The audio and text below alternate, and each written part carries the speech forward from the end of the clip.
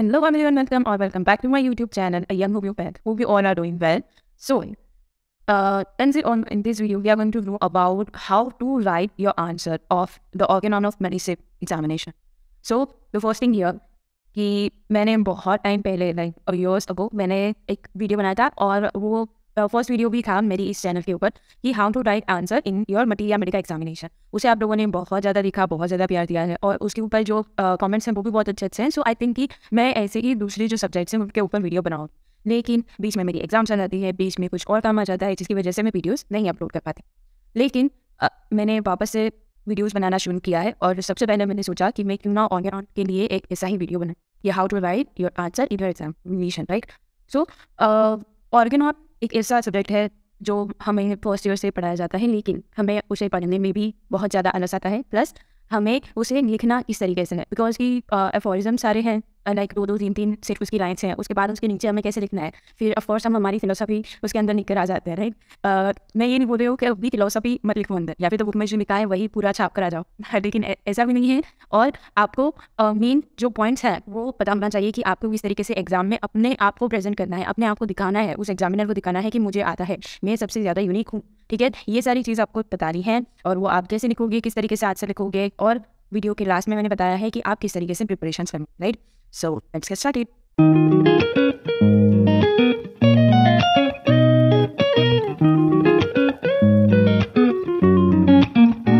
Okay, so first मैं आपको ये बता दूं कि जो ऑर्गेनॉन है, राइट, ऑर्गेनॉन का जो पूरा एग्जाम होता है हम फॉर सेकेंड ईयर की बात करें, सो सेकेंड ईयर के अंदर हमें 3 पार्ट्स के अंदर जो हमारा पेपर होता है वो डिवाइडेड होता है मोस्ट ऑफ द यूनिवर्सिटीज़ के अंदर, ठीक है। और हमारी यूनिवर्सिटीज़ में भी यही चीज़ होती है कि जो ऑर्गेनॉन का पेपर होता है उसके अंदर मेन 3 चीज़ों के अंदर हमारे मार्क्स डिवाइड होते हैं, ठीक है, उस तरीके से जो क्वेश्चन आते हैं।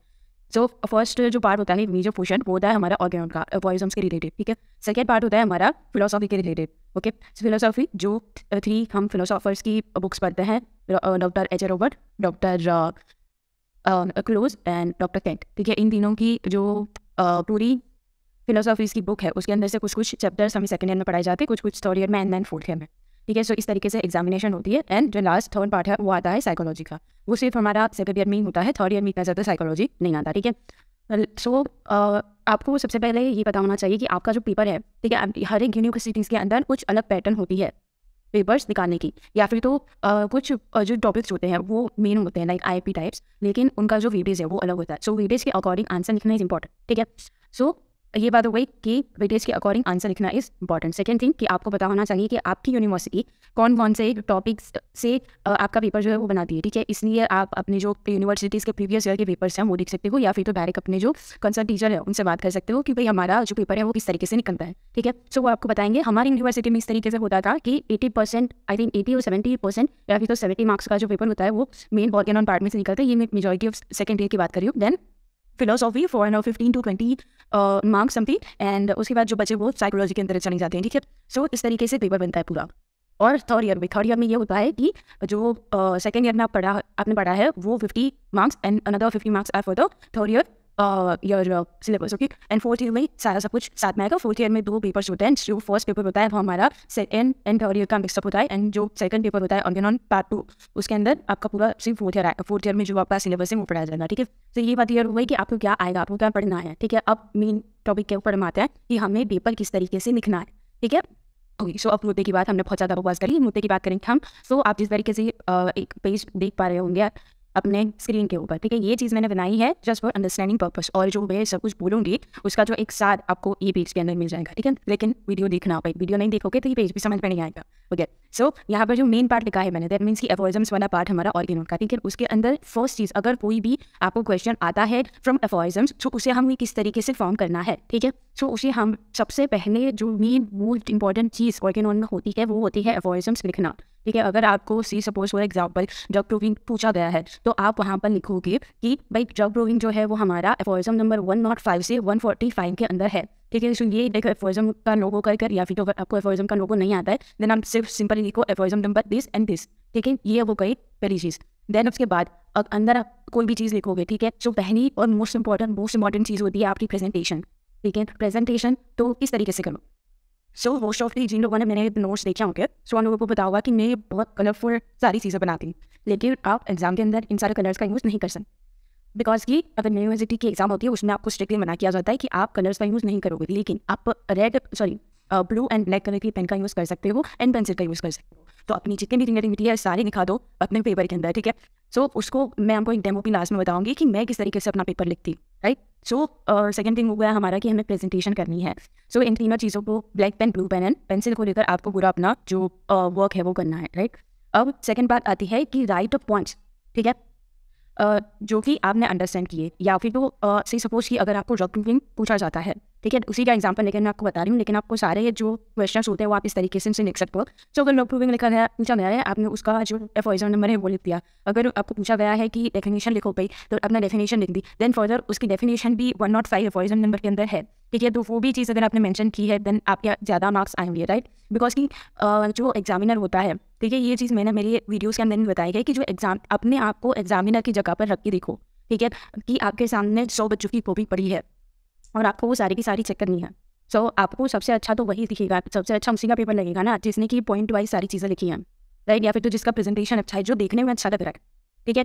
सो उस तरीके से आप जब भी अपना पेपर लिख लो उसके बाद उसे चेक करो एक बार अगर टाइम है तो, और देखना कि क्या आपको ये सारी चीज़ें देखने में अच्छी लग रही है, क्या आपको पढ़ने का भी मन कर रहा है, ठीक है। ये चीज़ें देखो आप। देन हम डेफिनेशन के ऊपर थे, राइट। हमने डेफिनेशन लिख ली, उसका एफोरिज्म लिख लिया। उसके बाद अगर आपको प्रोसीजर पूछी जाती है या फिर तो रूल्स पूछे जाते हैं for the job proving, right. So उसे आपको चार्ट फॉर्म में बनाना है, ठीक है। जितनी भी चीज़ें, जो भी चीज़ें मोस्ट ऑफ ट्यूटोरियल में ऐसी चीज़ें होती है जिसके टाइम्स आएंगे आपके पास, या फिर कुछ चीज़ों के लाइक हमें पॉइंट वाइज हमें सारी चीज़ें लिखनी होती हैं, राइट। सो उन सारी चीज़ों को एक चार्ट फॉर्म में बनाओ, उसे डायरेक्ट लिखना शुरू मत कर दो। उसी सपोज कि अगर हमें सेकंड प्रिस्क्रिप्शन पूछा है, उसके टाइप्स पूछे हैं, तो हम डायरेक्ट उसकी टाइप्स लिखना शुरू कर देते हैं, like repetition of the first medicine, उसके बाद पूरा लिख लिया, उसके बाद एंटीडोट लिखेंगे। ऐसा नहीं करना है। पहले हम बताओ फॉर जो एग्जामिनर है उसे कि भाई मैं आगे क्या क्या चीज़ें डिस्क्राइब करने वाला हूँ या करने वाली हूँ, ठीक है। सो वो अगर एक चीज़ एग्जामिनर को स्टार्टिंग में दिख गया कि हाँ भाई बच्चे को ये सारी जो मेन पॉइंट्स हैं वो याद है, तो बच्चे ने आगे भी सही चीज़ें लिखी होगी, राइट। और दूसरी चीज़ कि अगर आप ये पॉइंट वाइज लिखते हो तो आपका एक प्रेजेंटेशन भी वहीं पर बनना शुरू हो जाता है, राइट।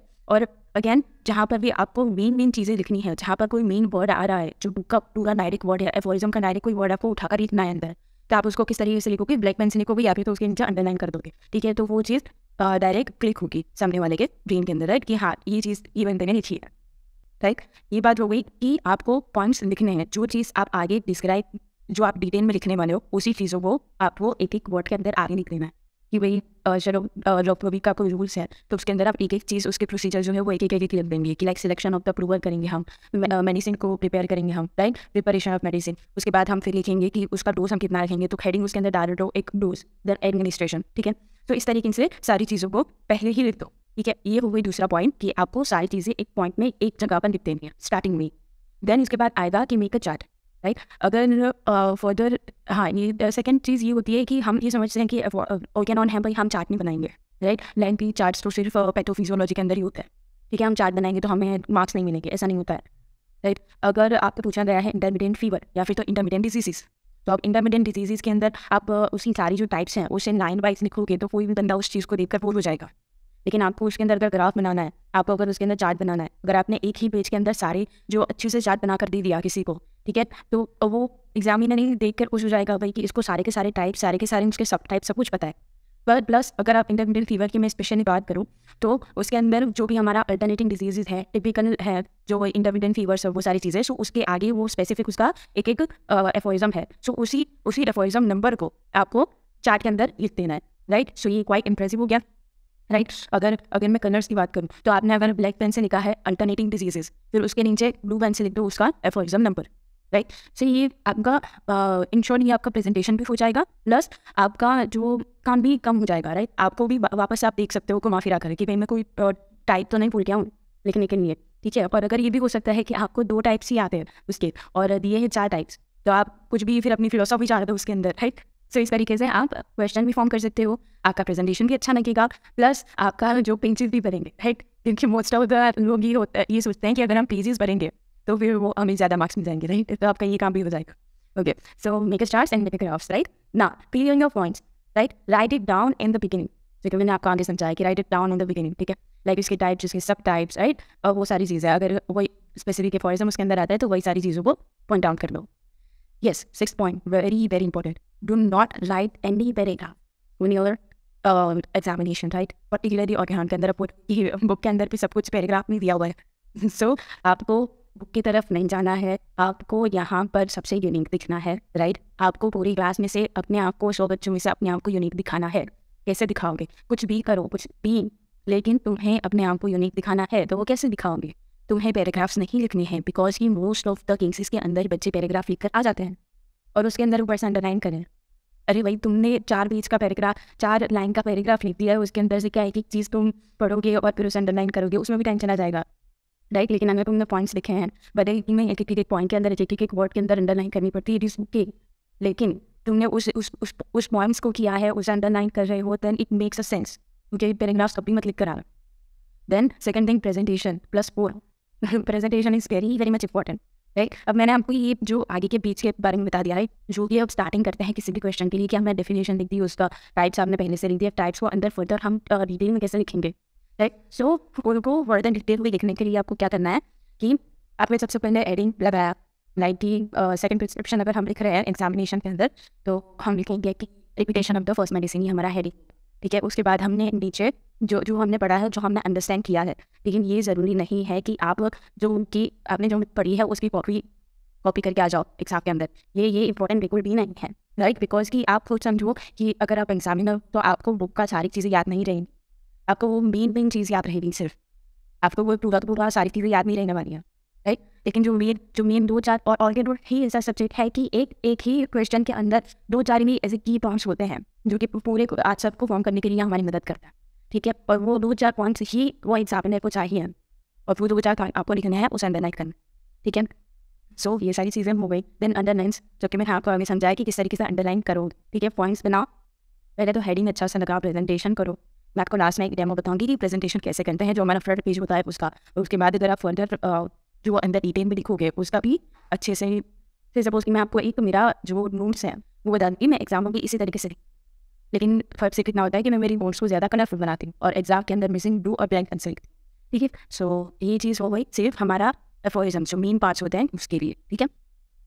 अब आते हैं हमारा सेकंड पार्ट, या फिर तो सेकंड चीज़ जो कि हमारी ऑर्गेनॉन के एग्जाम में पूछी जाती है, वो है हमारा फिलोसॉफी, राइट? सो फिलोसॉफी के अंदर भी सेम चीज़ होती है कि जैसे ऑर्गेनॉन के अंदर हमें एफोरिज्म कितने होते हैं, हमें फिलोसॉफी के अंदर चैप्टर नंबर कितना होता है, राइट? सो कोई भी आपको क्वेश्चन पूछा गया है, उसका एक चैप्टर नंबर होगा कि भाई ये चैप्टर के अंदर ये ऑथर ने ये चीज़ बताई है, तो पहले आप उसका चैप्टर का नंबर लिखोगे.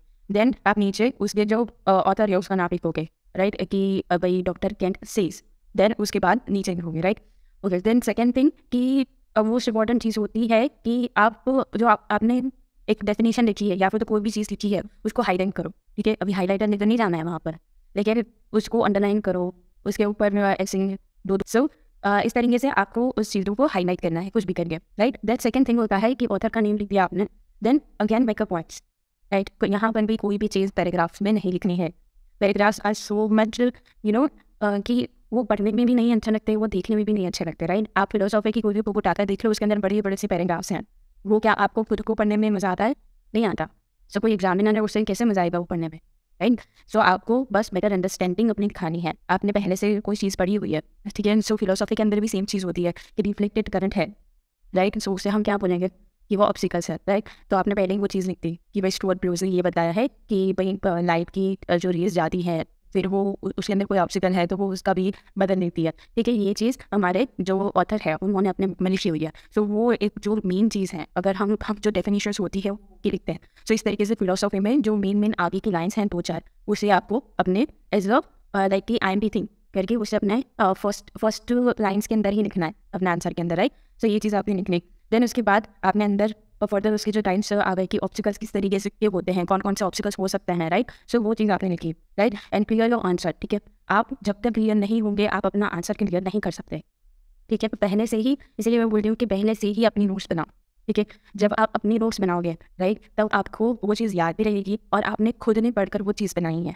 राइट? तो आप कभी उस चीज़ के अंदर वोल नहीं घूमोगे, क्योंकि फिलोसॉफी ऐसी चीज़ है ना कि उसके अंदर वोल ही घूम जाते हैं, राइट? कि भाई हमने ये चीज़ तो ऑर्गेनॉन में भी सेम पढ़ी थी, सिंपल सब्सटेंस हमने ऑर्गेनॉन में एज अ वाइटल फोर्स पढ़ लिया, अब सिंपल सब्सटेंस के आंसर क्यों इस तरीके से बता रहे हैं, राइट, ये चीज़ होती है। और ऊपर से उसके इतने बड़े बड़े पैराग्राफ्स, तो हमें ये चीज़ भी पता नहीं चलती कि भाई क्या लिखा है अंदर, क्या वो 2 वर्ड्स कौन से हैं जो कि हमें लिखने हैं एग्जाम के अंदर, राइट। सो उसके लिए आप आओगे हमारे चैनल के ऊपर या फिर तो दूसरे किसी के चैनल के ऊपर समझने के लिए, अपने सर टीचर्स के पास जाओगे, राइट, समझने के लिए। तो वो चीज़ें अगर आप समझ गए, वो 2-4 पॉइंट्स जो है वो आपको हाईलाइट करने हैं अपना आंसर के अंदर, right. Then presentation, again presentation is very very much important. Then underlines is very important and different pens, जो कि मैंने आपको आगे कहा कि डिफरेंट पेन्स का यूज़ करो, ठीक है, डिफरेंट वाइटरीज के अंदर उसका यूज़ करो। And yes, most important thing यहाँ पर मैंने आपको बताना ही भूल गया कि जो मेन पार्ट है हमारा ऑर्गेनोन के अंदर, सो आपको अलग दिखना है, ठीक है, अपनी पूरी क्लास में से आपको अलग दिखना है। सो बच्चों में से आप एक को अलग दिखना है। वो कैसे दिखोगे? जब आपका कंटेंट अलग होगा। मैं ये नहीं बोल रही कोई कुछ अलग करा जाओ, लेकिन जब आपका कंटेंट अलग होगा, दैट मीन्स कि आप पहले अपनी क्लास में देखो, ऑब्जर्व करो, ठीक है। तुम एक हिंगो बैठो, तुम्हें ऑब्जर्व करना आना चाहिए। सो तुम्हें ऑब्जर्व करना है या फिर तो तुम्हें कुछ लोगों से पूछना है कि भाई कौन से यूज़ करते हो, ठीक है। मोस्ट ऑफ द केसेस के अंदर जो यूनिवर्सिटीज़ के बच्चे हैं वो नागेंद्र बाबू यूज़ करते हैं, ठीक है। सो बिकॉज कि वो बहुत ईजी टू यूज़ है, ठीक है, उसके अंदर ईजी सारी चीज़ें दी हुई है। सो सब लोग वो चीज़ को रिफर करते हैं। तो आपको क्या करना है कि उसे डिपेंड नहीं करना है, सिर्फ उसके ऊपर डिपेंडेंट नहीं रहना। आपको दूसरी सारी जो बुक्स है उनको देखना है। अगर हम नागेंद्र बाबू का एक अल्टरनेटिव देखें तो वो एक दास है। एक Das is best book for the organon, और उसके अंदर कुछ टॉपिक्स फिलोसॉफी के भी दिए हुए हैं, ठीक है। सो वो चीज़ भी आप अगर देखोगे तो आपको पता चलेगा कि बहुत सारी चीज़ें अलग दी हुई है, बहुत डीप नोट से दिया गया है, बहुत उसकी जो एग्जाम्पल्स हैं वो सारी चीज़ें अलग दी हुई है, ठीक है। तो अगर वो अलग चीज़ें आप अपने एग्जाम में लिख कर आ गए हो तो डेफिनेटली आपके ज़्यादा मार्क्स आएंगे, बिकॉज कि आपने पूरी क्लास से हटकर कोई चीज़ उस एग्जामिनर को दी हुई है, ठीक है। सो ये चीज़ ध्यान में रखना कि जो सब लोग कर रहे हैं वो तुम्हें नहीं करना, तुम्हें वो करना है जो कोई नहीं कर रहा।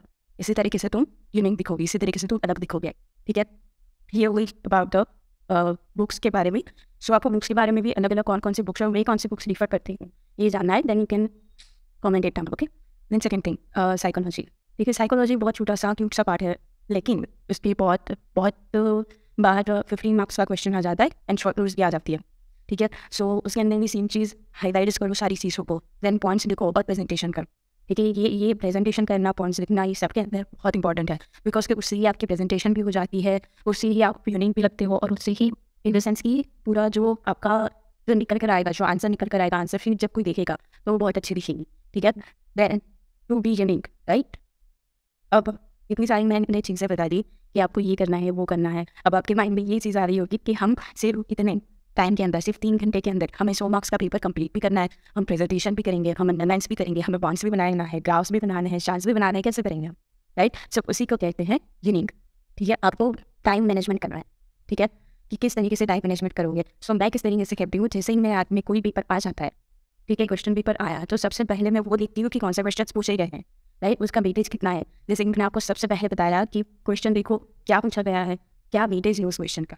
से सपोज कि अगर आपको ड्रग प्रूविंग का पूरा प्रोसीजर पूछा गया है, ठीक है, पूरा का पूरा प्रोसीजर पूछा गया है, और उसके और में आपको आया है intermittent fever, only the intermittent fever, ठीक है, नॉट इंटरमिटेंट डिजीजेस। बहुत ज़्यादा बार ऐसे कन्फ्यूजन हो जाते हैं कि इंटरमिटेंट फीवर पूछा है तो इंटरमिटेंट डिजीज लिख कर आ जाते हैं सारे, उसके जो सारे टाइप्स है वही बता कर आ जाएंगे। तो आपको ये देखना है कि उन दोनों क्वेश्चन में से आपको अच्छा क्वेश्चन ईजीली कम टाइम में लिख सको। Of course intermittent fever, right, intermittent fever अगर उसके और में है डेफिनेटली आप लिखोगे इंटरमिटेंट फीवर, राइट। सो आपका पहला क्वेश्चन ये हो गया। दूसरे फर्दर हमारी यूनिवर्सिटीज़ के अंदर सारे क्वेश्चन और में होते हैं, राइट, कि आपको ये नहीं आया तो आप ये लिख लो। उसके अंदर से जो कम मार्क्स के कम कंटेंट वाले जो क्वेश्चन हैं आपको वो लिखना है, लेकिन उसका वेटेज सेम होगा। जैसे कि मैंने आपको आगे बताया कि ड्रग प्रूविंग है, इट्स वेरी मच, राइट, कि इसको लिखना इट्स टू मच, क्योंकि आप अगर ड्रग प्रूविंग लिख जाओगे तो आपके दूसरे जो सारे क्वेश्चन हैं पीछे वाले वो रह जाएंगे, और उसके अंदर ना ही आप प्रेजेंटेशन कर पाओगे, ना ही आप अंडरलाइज कर पाओगे, राइट। सो इस ऐसे जो क्वेश्चन है उन्हें टारगेट करो कि जिसमें आपका कम टाइम जाएगा, राइट। ये वो वही अबाउट द जो मेन 15 या 10 मार्क्स के क्वेश्चन होते हैं उनके बारे में। देन हमारी यूनिवर्सिटीज़ के अंदर शॉर्ट नोट्स आती है जो कि 5 मार्क्स ईच होती है, राइट, जिसमें कि हमें मिलते हैं 5 ऑप्शंस, उसमें से लिखनी होती है हमें सिर्फ 3, राइट। सो उसके अंदर भी सेम चीज़ करोगे आप। अब दूसरी चीज़ कि जो अभी शॉर्ट नोट है 5 मार्क्स मिलने हैं इसके, तो हम उसको 15 जो मार्क का हमने क्वेश्चन लिखा है 5-6 पेज भर कर, वो हम नहीं लिखेंगे। इसके लिए वो 1, 2 या 3 पेजेस इज इनफ, जैसा क्वेश्चन आपको पूछा गया है, राइट। सो अगर सी सपोज कि आपको मटेरियल का पूछा गया है तो ये एक बहुत छोटी सी चीज़ है, ठीक है।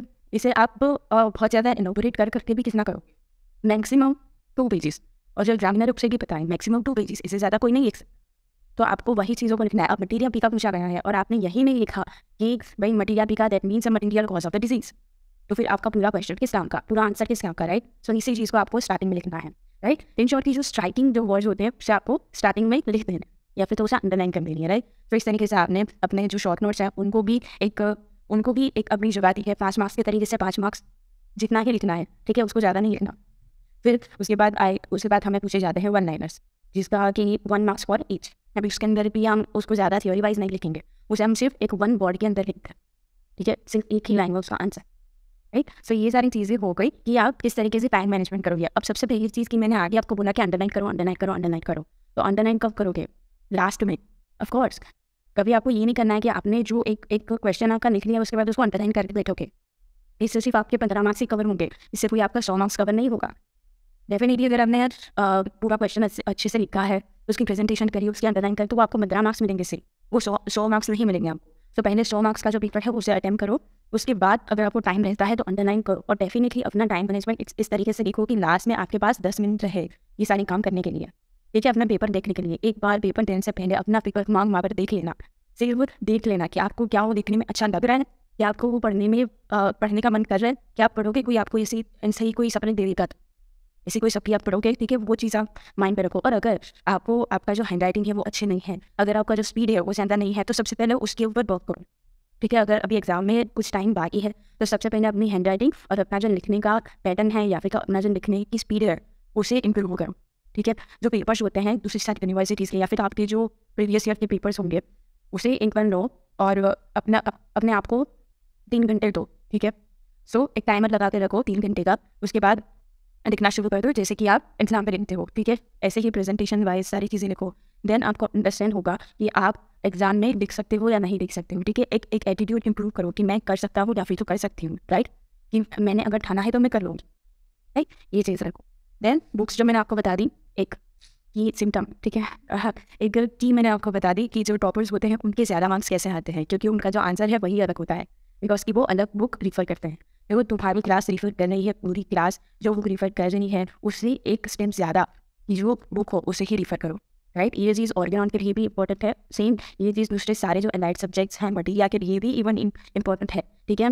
मटीरिया के लिए भी मैंने एक वीडियो बनाकर रखा है, अगर आपने अभी तक नहीं देखा तो उसको जाकर देख लो, बहुत सारे व्यूज़ है उसके ऊपर और लोगों ने बहुत उसकी तारीफ भी की है, ठीक है, और बहुत इन्फॉर्मेटिव भी है वो वीडियो, राइट। तो ये सारी बातें हुई कि आपको लिखना किस तरीके से है। अब आप ये एक जो डेमो है या फिर ये एग्जाम्पल है उसे देख लो कि आप किस तरीके से लिखोगे, राइट, कि मैंने जो कुछ भी बोला है वो इस एक पेज के अंदर आ गया है, ठीक है, कि किस तरीके से आप प्रेजेंटेशन करोगे, किस तरीके से आपका फ्रंट पेज होना चाहिए, राइट। सो आई होप कि आपको कुछ ना कुछ अच्छा सा जानने को मिला होगा, आपको एक आइडिया आया होगा कि किस तरीके से पेपर को लिखना है, right. I hope this video helps you, and if my video helps you in your studies, right? So please like, comment, share, and subscribe to my channel. And also, if you want any video on the specific topic, then you can tell me in the comment section, as well as you can DM me on my IC account. Link is in the description box. Thank you so much for watching.